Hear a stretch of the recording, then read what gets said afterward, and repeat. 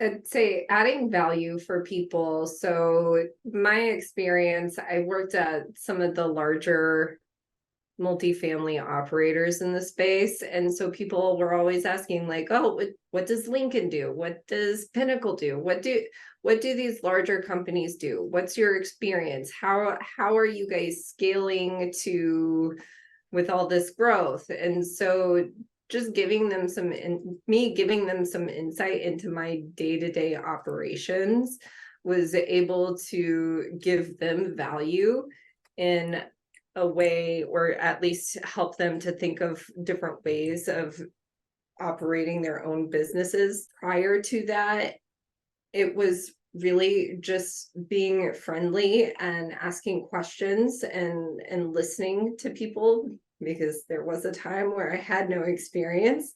And so being thoughtful in your questions of what you're asking people. My first job in real estate was leasing apartments for Lincoln.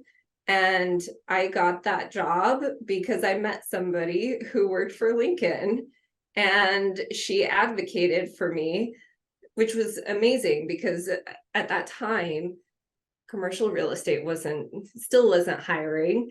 And so it was a way for me to finally get my foot in the door and start to learn and experience the industry.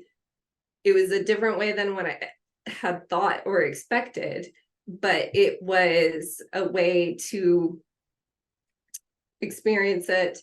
But then I ended up falling in love with the multifamily side and ran with it. So, I mean, yes, you can go in and be like, oh, how can I provide value to you? How can I do this and that?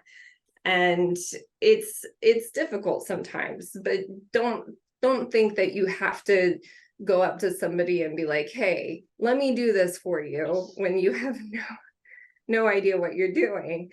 Just being thoughtful, I think, is how you stand out, and listening.